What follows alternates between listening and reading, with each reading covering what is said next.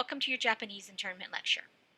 Your objective is to understand U.S.-Japanese internment, why it happened, the evacuation, life in the camps and its effects, and the aftermath of internment. Just want to define a few terms with respect to Japanese internment. You'll often hear this discussed with respect to the Japanese community in general. First, there's the Nikkei community, which are immigrants and descendants who return to Japan. The Issei community, which are first-generation pro-imperial Japanese. These are Japanese who immigrated to the U.S. And then the Nisei community, which are second-generation pro-American Japanese. These Japanese were born in the United States. Here's just a little bit of history of Japanese immigration. The first is the Gentleman's Agreement, which was in 1907, and it said that Japanese government would voluntarily limit immigration by its citizens to the U.S. Then we had the Webb-Haney Act of 1913, which denied all aliens ineligible for citizenship, including Asians and Filipinos, the right to own land in California. The leasing of land is limited to 3 years. And there were similar laws in Oregon, Idaho, and Montana.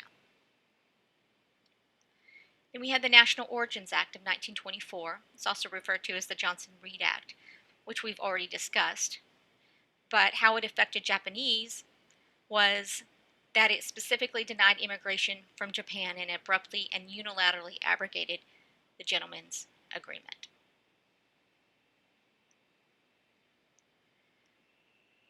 All right, so Japanese internment happened during World War II, and it was pursuant to Executive Order 9066, which was FD's Order of Internment of Japanese. It authorized the Secretary of War to prescribe military areas. It authorized the internment of over 120,000 Japanese Americans during the war, and ultimately the military was in charge of the entire process. And understand that that is not what the military was or is designed to do. But nonetheless, this is what FDR wanted. So, at least in the beginning, it was very chaotic. So why did the U.S. intern Japanese? And the simple answer is fear. This is a magazine cover from December 22nd, 1941. And in that article, it discusses the Japanese as aggressors. And that's primarily because the U.S. was at war with Japan. Japan had attacked the U.S. on its own soil. There was also other types of articles in magazines, like this one in Life magazine. Life magazine put out an article with what they thought was the intent of educating Americans on the difference between Japanese and Chinese. Now, if you look at this article, it's extremely racist. One of the reasons that this article was put in the magazine was because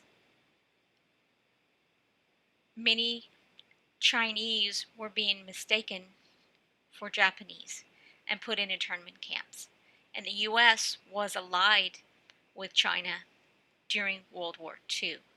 So many Chinese were upset that they were being mistaken for Japanese.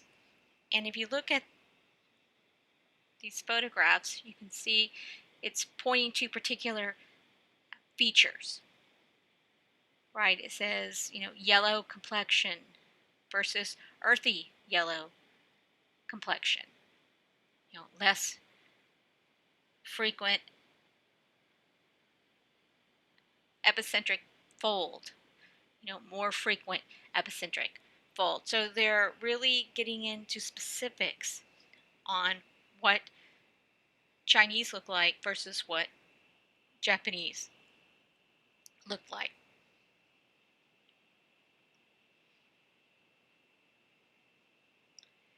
This is another photograph. Tall and slender, long legs, shorter legs, longer torso. So really what this article was doing was telling U.S. citizens who to be afraid of, right?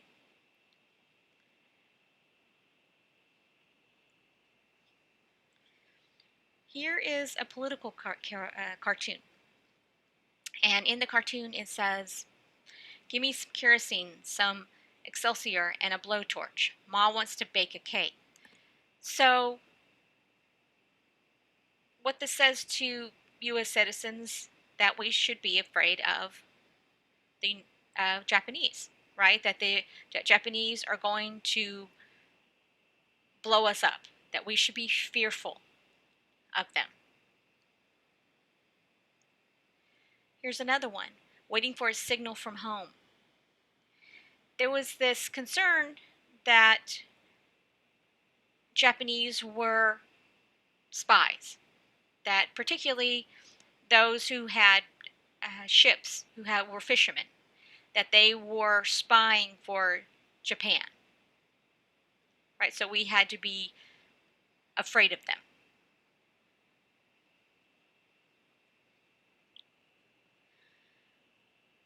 So this is how evacuation worked. What happened once the order was put in place,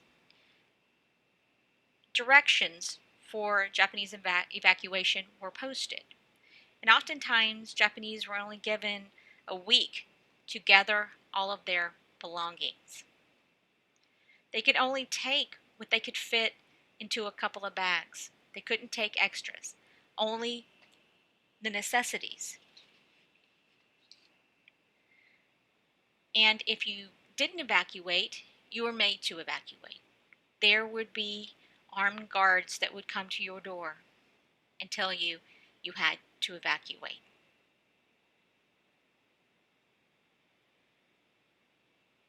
But part of the problem is they also, while they told them what they could and could not bring, they also didn't tell them where they were going or how long they would be there, which stoked fear amongst Japanese. We're, in their view, we are of Japanese descent, and we don't know what's going to happen to us. We don't know if the U.S. government is going to kill us. We don't know if they are going to deport us to Japan, to a country we either left or never knew or never lived in. So there was a lot of angst and concern amongst Japanese.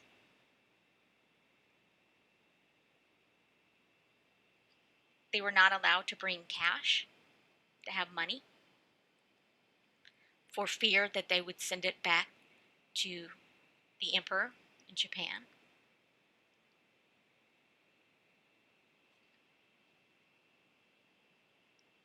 So they basically had to leave their lives. They left schools, they left their home, they left their businesses without ever knowing if they were going to get all of that back, and most of them did not. So their entire world was turned upside down simply because they were of Japanese descent. And mind you, many of them were American citizens born in the United States.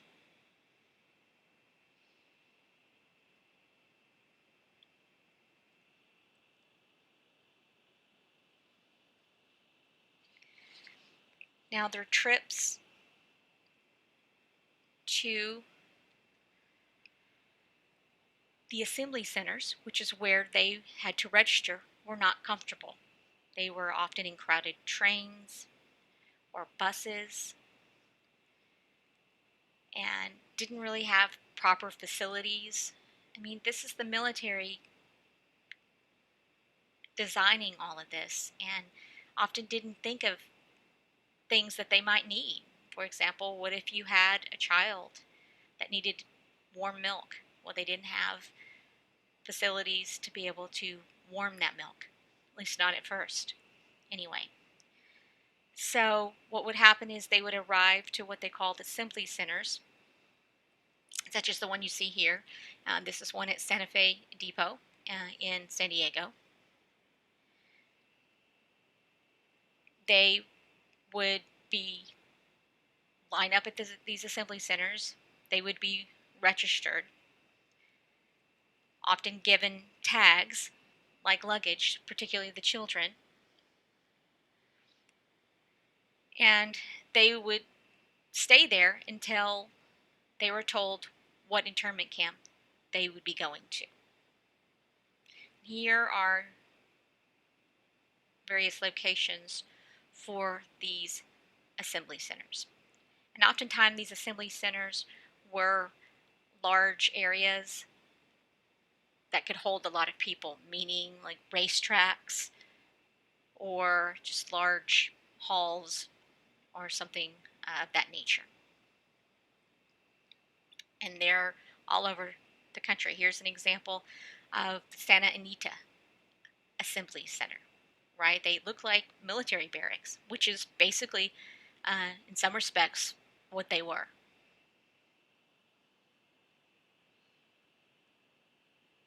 They didn't have proper medical care, just a whole host of things that were just basic necessities that they weren't, that the assembly centers weren't equipped to give them.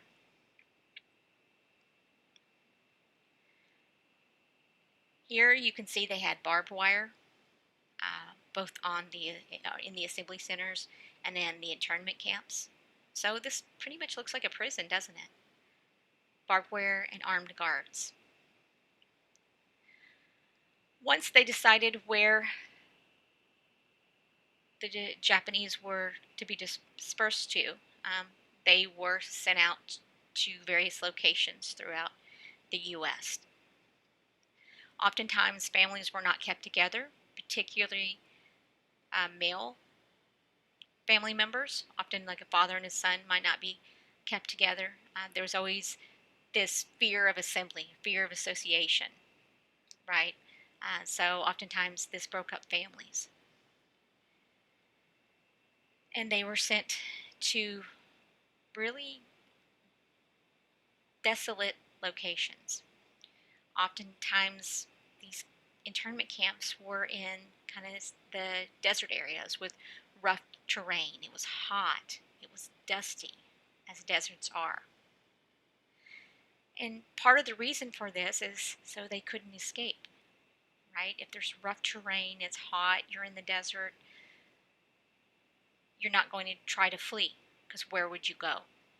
So this was, to some degree, purposeful.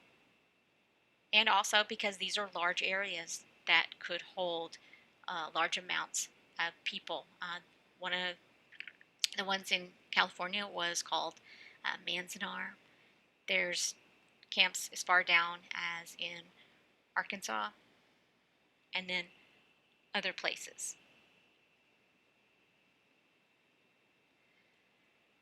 So, what was life in the camps like? I've provided you some sources that I want you to take a look at as part of your source analysis, and that will give you a sense of what life was like at the assembly centers as well as the internment camps. But I'll just go over a little bit of it here. This was maybe what a typical room might look like.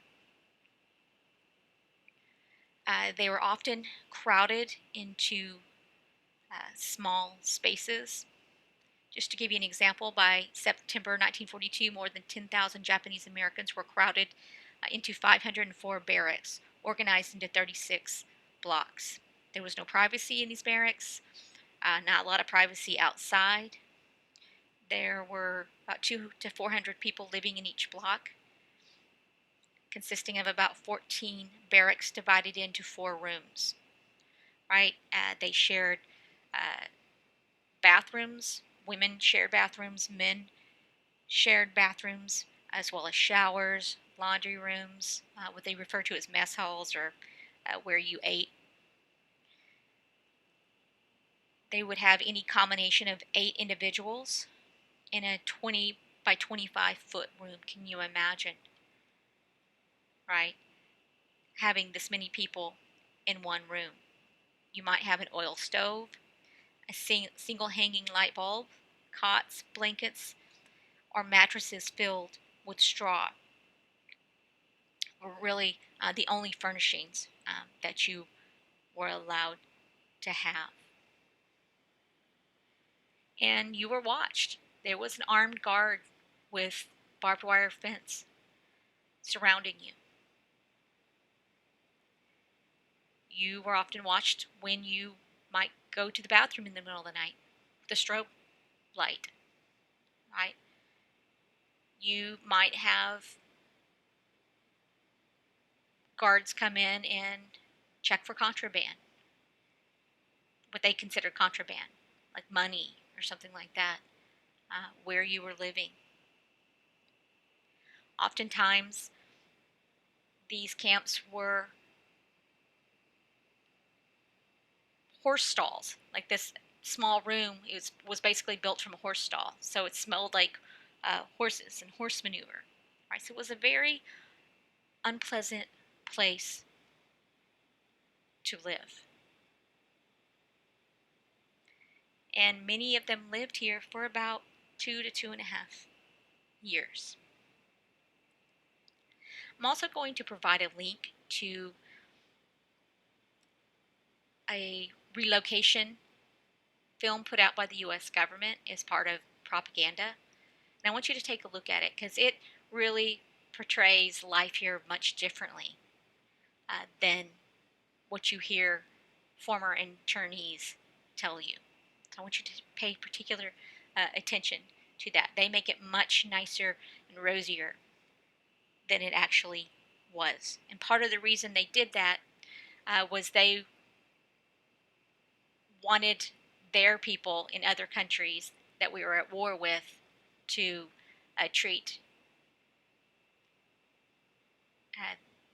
their people well too if they were captured and so forth. So it was basically sending a message to them, say, hey, we're treating the Japanese here well.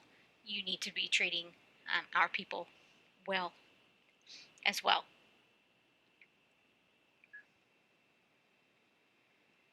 It's another photograph of the internment camps.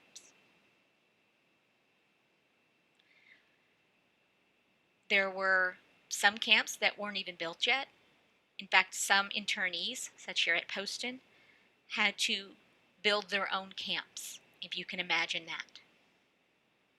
This is the picture of the construction at the Poston camp. Here's another photograph of the internees building their own camp.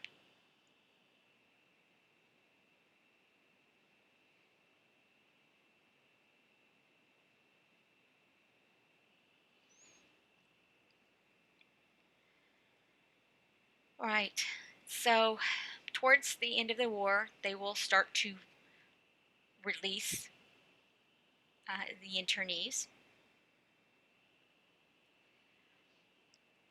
But their lives are not the same as when they left their homes.